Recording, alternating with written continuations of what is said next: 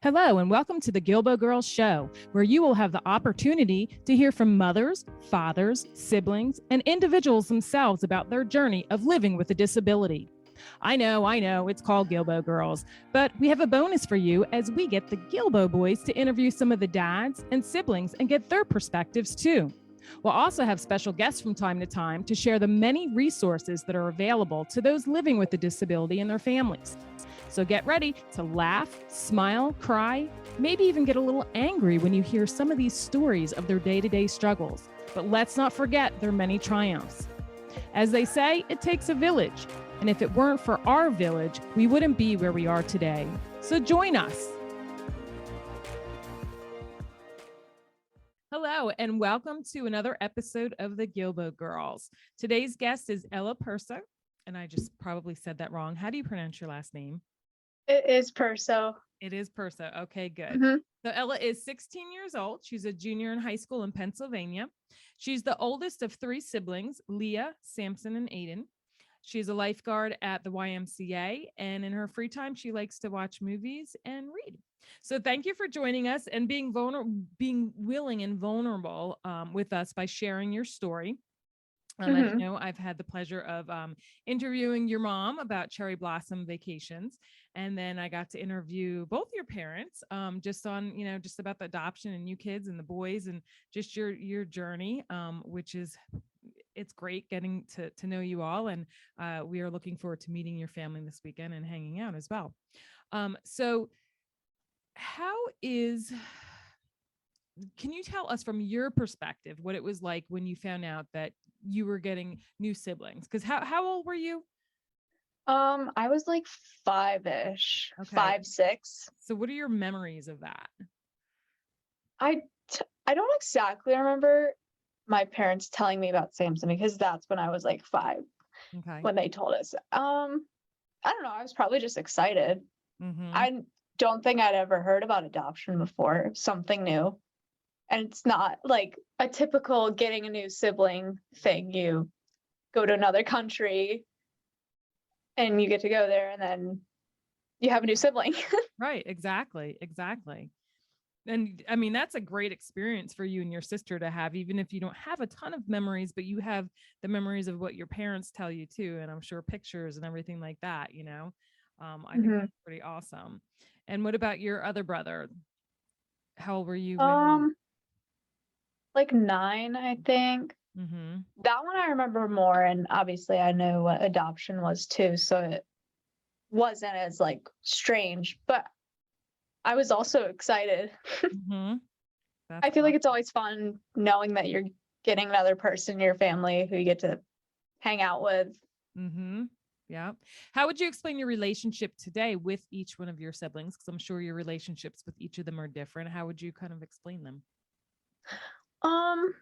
Well, my sister, she's in middle school and she's 13, so she's fun in a way, but she's been like trying to like act all like cool and like she wants to wear my clothes and I'm like, no, you can't take them, please. Yep, at that age. I remember doing that to my sister. I know. She's like, no more girly girl stuff. It's very it's terrible. She's very sassy. It's good to have a little sass. Yeah. And then Samson, he's 11. He's been fun. He's played basketball a lot lately, and so I enjoy doing that with him. Mm-hmm. But he's also getting to middle school where he's like doesn't want to also do like the little kid playing stuff. So that's been like a little sad too, to see him move away from that kind of stuff. Mm-hmm. And then Aiden, I just read him a book about Star Wars. He made me read the whole Star Wars book. So it was like 75 pages long. I was like, I can't read anymore. What a good big sister you are. I know. We have dance parties. He's definitely more chaotic. I'd say he's the most chaotic kid. Yeah. And so at what age did you notice Well, you knew when the kids came in, when your brothers came in, that they had a disability. Like, do you remember asking questions to them, or them, sitting you down and explaining it to you? Were you, did you have questions? Were you curious? Were you confused, sad? Like what, I from think for going to school and Samson, seeing other kids and siblings that don't have disabilities, and all of a sudden you have these new brothers, and then you see that they have yeah, disabilities. So how was your reaction? I think Samson, it wasn't that big of a deal because he really only has club feet, which Mhm. is not that big of a deal. Like, Right. it's really not. Like, it was fine. He'd get cast every once in a while, but not that big of a deal. Aiden, I don't really remember what I thought. I mean, I remember my parents showing us like videos of him, and like he was like 1 year old and he couldn't roll over, couldn't sit up. Mhm. He was just sort of like laying there. He could move his arms, but I was like, it was interesting with his, but I don't think it changed my perception on him. Right. Right. Did you ever feel like your mom and dad were so busy taking care of the boys, taking them to doctor's appointments and therapy sessions, that you didn't get to do the so-called normal things that other typical families do? Um, when I was like, when we had just gotten Aiden, we were going to a lot of doctor's appointments. Not really, because I was like 9, 10, and I voluntarily went to those doctor's appointments because I wanted to. So, not then, but definitely like as I got older and I started doing more things with other friends, I was like, yeah, sometimes. Yeah. Or like people now are like, oh, you want to hang out? And I'm like, hang on, I gotta check with my mom, because there's always like a random doctor appointment thrown in there Mm-hmm. that you just never know about. Exactly. And that's the same way with my son. My son and Faith, JD and Faith are 4 years apart. So he had to go through a lot of the different things. And so, like you said, you went to a lot of the different therapies or doctor's appointments and stuff. Like, did you find it like interesting? Like, I know, I guess for me, like my grandmother, when she had emphysema. She never smoked a day in her life. She had emphysema. She had a trachea. When I was in 8th grade, I remember doing my eighth grade graduate or 8th grade science project on it. And I used to do all the suctioning from her trach and everything. And the doctor walked me through everything. And, but I kind of found it interesting, but I don't think that I would do it outside of that, because I did it because it was my grandmother, you know what I mean? And I love my grandmother. It was my grandmother, but I did find it interesting going and learning all that stuff, because you're just, you're being exposed to so many different things and learning opportunities too. Um, so I don't even know where I was going with that question, but I guess just, with the therapies and doctor's appointments, did you find them interesting? And, and did you find like you wanted to learn everything what they were doing, so that way you can help your mom out with them too? I mean, it was some of that, but more it was kind of fun in a way, like going to his therapy. Like, therapy for him was fun, like helping him do stuff, being a distraction. I always thought that was fun. Yes. And then when I was like, when all my siblings were homeschooled, we would all go to his therapy, and he had like physical therapy, and then he had occupational therapy. And so we'd do our schoolwork during physical therapy, and then we'd like play on our tablets. So that was also a reason to go. But it was fun to be there with him. And I know it made him happier too, doing it. Yeah, because then, that's to feel supported is amazing, so that had to have felt good to him. And what about as you're getting older now too, do you feel like, well, even back then too, like, did you feel like you had to help more around the house, or, do things that your friends didn't have to do because, again, your parents have to, attend to a lot of other needs? Did you feel like you had to pick up the slack, so to speak, and help out more? Not really like picking up slack with chores, because that's kind of just a shared thing among everybody, but there's definitely things that I do where people and like other people, they don't understand. Like, for example, when we go on road trips, someone has to feed Aiden because he can't feed himself. So then that means you don't really get to eat your food, and it's like this big chaotic thing. feeding Aiden, that's kind of different. People usually don't feed their 8-year-old brother, but with Aiden you do. Driving a big van, that's something different that most people don't realize you have to do. And people are always like, what? That's embarrassing. And I'm like, not really. But yeah, because that's what you have to have for your sibling who is a human being. Yeah. He has that need. Yeah. Yeah. That's what I tell people. Yeah. And it is, but yeah, no, I can totally see it. I can totally see it. Did you ever feel left out, or like, you and your sister always came last? Yeah, people usually think of Aiden and Samson more just because they're different. People talk about Aiden and Samson more. They notice them more. I mean, it's just they're different. Like, people usually do that. And I'm guilty of that too, just as in, just like, for instance, like with Facebook, you know, like, I mean, I guess because back when JD was younger, you know, we didn't have the internet, we didn't have cell phones. So when we took pictures, they were real pictures that you had to get developed. So I have like 5 million boxes in the basement with all of his pictures and of him growing up, you know. But with Faith, everything was on the internet. So everything was Faith this, you know, and then everybody followed Faith, you know. Well, where was Faith in the mix? And sometimes people didn't even know, that probably didn't even recognize that I had a son, because I was always putting stuff up with Faith, you know. I mean, people that didn't know us, like, you know, that were close with us, you know. You know, and even still to this day, like when I put stuff, I'm like, you know, I wonder if that ever made him, you know, it didn't make him upset or anything, or felt, you know, of course he felt some way about it, but it wasn't a bad way about it. You know what I mean? Yeah. It's just that, you know, people are just, they follow you and your family, and it's just, yeah. And because their needs are, you know, it's just the thing. I don't know how to explain it, but I know you get it. I feel like people are interested in people who are different because maybe it makes them feel better about themselves. They're like, wow, I know this person who's different. I know this family whose kid's in a wheelchair. That makes me feel good. And I'm like, okay. Have you ever, were there ever times that you ever felt embarrassed about or embarrassed for them? Not embarrassed. Sometimes I feel embarrassed when Aiden is using his wheelchair and he's like going at top speed and he's crashing into things. I'm like, this is just, you can't do that. Yeah. Like, that's crossing a line. There was one time when Faith we had just gotten back from Canada for conductive education, and Faith learned to use her canes.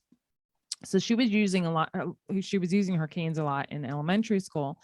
And I remember feeling, and I remember JD talking to me after, how he didn't feel like embarrassed, but he felt embarrassed for her. We felt some type of way, just because, like, you literally, like, what's the saying? You could hear a pin drop, because it was so quiet. She was walking with her sticks, and like everybody was just enthralled watching her, like, oh my gosh, she's doing it. But oh my gosh, in the back of her head, probably like, oh my God, don't fall. You know what I mean? And she was going up to get an award, and everybody was, you know, shaking their hands and stuff, but it was so quiet. And then I just felt like those seconds were like minutes, and minutes were like, it felt like such a long time, because she was walking slow and it was so quiet. I'm like, hurry up, you know? But I almost felt not embarrassed for her, but kind of embarrassed for her. Like, I just, I don't know, like, because it was quiet and all eyes were on her. You know what I mean? Like, I wonder how she felt in that moment, if she could remember, you know? There was one time Aiden had a piano recital, and it was like his piano was up on a stage. So he had to drive up, and then he had to put his wheelchair up, and it's going so slow, and everyone's just watching him. And I'm like, I was laughing because it's funny. It's like, and everyone's just watching, and then he just plays like his little song on the piano, and I'm like, this is really funny. And then did you have to wait for it to go back down? And then he puts it back down. Everyone's clapping. He's just, and then he drives off. I'm like, you did great. I love it. Only we can understand those moments, those true moments. Do you feel like you missed out on doing certain things or going certain places that other typical families get to do? Because but just because of it wasn't accessible, or they couldn't accommodate, just like going camping. Like Yeah. I remember growing up going camping all the time, and we've gone camping with Faith, but it can be very difficult because then you Mhm. still can't do all the things you used to do when you were a kid, because she needs a wheelchair to get, even just to go on Right. like the hiking trails and stuff like that. Um, Mhm. have you felt like you've missed out on some of those moments, or how did your family adapt? Um, I feel like the one thing I've never been to amusement, like I've never really been to an amusement park before.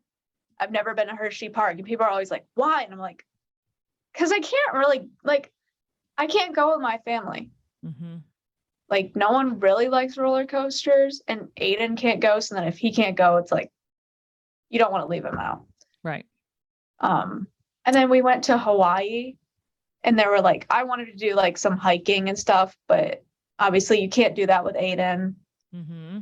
Um, you can't really go to all the beaches because they're really difficult to get to. It's hard to find wheelchair accessible stuff, especially in like rural places too. Yeah. Yep. I think this weekend we're gonna have to get on your dad and my husband about getting together and making some beach wheelchairs and start selling them cheap to family. Oh, we definitely. I could see them making them. What about, was there ever a time like you felt you couldn't talk to your parents? Or shall I say, did you ever feel like you didn't want to talk to them about a specific problem that you were going through because you knew they had so much to worry about, and so much on their shoulders as it was, you didn't want to add to it. So you kind of just didn't talk to them about something that you really wish you could. There are definitely some days where that happens. It's like you have a busy day with doctor's appointments, and then it's like, um, your appointment gets canceled or get changed. Then my parents are stressed, and I'm like, hey, like I kind of need to ask you something, but I can tell they're stressed. So that happens. Or if it's like with surgery, like every time there's surgery, that's always stressful. And I Mm-hmm. feel like my needs sometimes can be put on a back burner. Yeah. Yeah. And even just siblings in general, I feel like get put on the back burner, and it's nothing to be, it's, not anything about the sibling that has a disability, because of course you only want the best for them, but it's just a reality. And even like support groups, where I work at the Arc, they're trying to start up some support groups for the siblings, because there really isn't anything out for you guys. And Mhm. us parents, there are some places that you can, connect and stuff like that. But what about the other kids that are going through all of this? And their minds are even, you know, eh, they're having to deal with adult problems and seeing the adult, you know Mhm. what I mean? And you guys are so young, you shouldn't have to go through all of this stuff, Yeah. this family dynamic, but in the end, it makes you guys better. I think that you guys grow quicker, and you have more patience and understanding, Mhm. and empathy, and but yet, they're your siblings. You're going to fight with them like no other, and pick on them Yeah. and play with them and do all this what the sibling things are. But you guys definitely, I think, have to grow up quicker. And I just think that there needs to be more support out there for the siblings, Yeah. so that you have, if your parents are going through something and you really need to talk to somebody, you have a friend that really understands it, because they have a sibling that has the same, similar needs. So, yeah, I really feel like there should be something. I I feel think like it would I'm be just nice. go It ahead. would be nice if people like whenever Aiden has surgery, it's always people bring us meals, which is nice. Like then my dad doesn't have to cook or I don't have to cook. But maybe I'd like to be invited over to someone's house. Like that's what I wish people like it's not always the meals. Right. It's like I'm sick of being here without my mom or Aiden. Like Right. I just want to go do something fun. Right. Yep. Yep. I hear you on that. Do you find it difficult to connect with people? that are going through similar things? I mean, you guys have also moved several times, so you've had to kind of start over making new friends. Have you did you find that hard? And have you really met anybody that you feel you can connect with, or anybody that's going through anything similar that has a sibling with a disability? Um, when we moved, we found a lot of people who have siblings with disabilities, but then after COVID, that sort of fizzled out. Mm-hmm. And now, like, I've sort of moved on a new group of friends, and they don't have any adopted siblings or like really siblings with disabilities. Well, no, one of them does, but even still, sometimes it's still hard to have them understand stuff. Mm-hmm. When you look at your siblings, what do you see, and what do you want the world to know about them? Probably that they're just like normal siblings. I mean, they annoy me. I annoy them. They're fun. They're really not any different at all. Yeah. That's like they're different in a way. Like they do things differently, but they're basically the same. Yep. And what concerns, if any, do you have for the future with them? I'd say probably, I think Aiden, because I'm concerned for like his independence as he grows up, and like he has friends and he can't go over to their house because they don't have a wheelchair ramp, or he can't go do things with his friends because he can't do that specific thing, or people aren't really going to invite him places because, oh, he's in a wheelchair, he just can't do it anyways. Mm-hmm. And then you have to think too, you know, physically, but then what about emotionally? Because you know, emotionally that's got to affect him, you know. And just like with my daughter with cerebral palsy, you know, and I know it has affected her in many ways, and sometimes she opens up about it and some days she doesn't, you know. But it's just, you know, it's you can't not feel for them because they want to do everything else that everybody else is doing. And yeah, it's tough. What aspects of being a sibling of someone with a disability do you enjoy most, and what has been the most rewarding aspect of it? I'd say just getting a new perspective on things. I've just been able to experience a lot more things with them having a disability, and also I get to meet more people who are like them, and I get to help more people. I recently helped a kid who had Down syndrome at a soccer camp, and I had like a lot of fun with him. And I think having a sibling with a disability has helped me realize that he just wanted to go to soccer camp and he wanted to have fun, and he did. I did. On the last day, he like scored a bunch of goals and played with the team. It was a lot of fun. What has God taught you through your siblings with special needs? Just to treat everyone the same, and that people are going through things that you don't really realize, and just to not judge them for that either.